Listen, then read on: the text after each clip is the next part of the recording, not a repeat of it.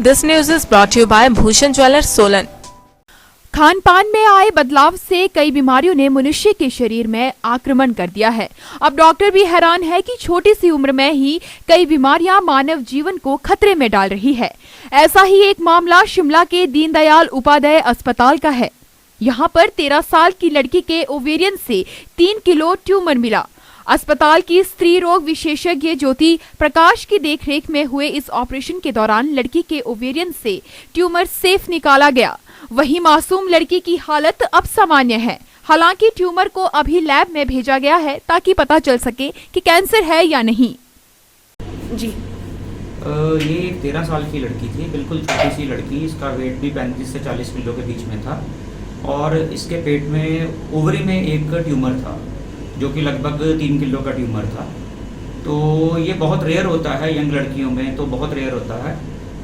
1 साल पहले भी मैंने एक 12 साल की लड़की का किया था, उसके दोनों ओवरीज में ट्यूमर थे उसके। वो लड़की मंडी से रेफर हुई थी, 12 साल की बच्ची थी। तो भगवान की दया है कि उसमें कैंसर नहीं निकला, वो नॉन कैंसरस निकली। तो इसका भी हमने कल ऑपरेशन किया है, ऑपरेशन पूरी तरह से सक्सेसफुल हुआ है। तो रिपोर्ट के लिए हमने भेजा हुआ है, नेक्स्ट वीक रिपोर्ट आएगी तब पता चलेगा कि ये कैंसर है या नॉन कैंसर है। इस तरह के हिमाचल में कितने जो मामले हैं वो सामने आते हैं और अभी तक क्या इसके लिए जो एक फैसिलिटी होनी चाहिए हिमाचल में वो मुहैया है और क्या एक कमी खलती है? जी इस तरह के केसेस काफ़ी कम होते हैं, यंग लड़कियों में तो काफ़ी कम होते हैं, पर जो रिप्रोडक्टिव एज ग्रुप के होते हैं गर्ल्स एंड लेडीज़, उनमें तो ये काफ़ी प्रॉब्लम्स रहती हैं और काफ़ी मेडिकली ही मैनेज हो जाती हैं, जिसमें ऑपरेशन करने की ज़रूरत नहीं पड़ती है। ऑपरेशन करने की बहुत कम ज़रूरत पड़ती है।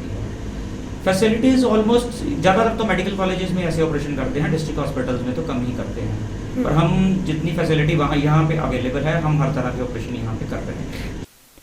आज ओवेरियन कैंसर महिलाओं में होने वाला सबसे आम कैंसर बन गया है और इस कैंसर का लक्षणों के आधार पर पहचान करना मुश्किल है, क्योंकि इस कैंसर के शुरुआती लक्षण साधारण पेट दर्द और पेल्विक दर्द की तरह होते हैं।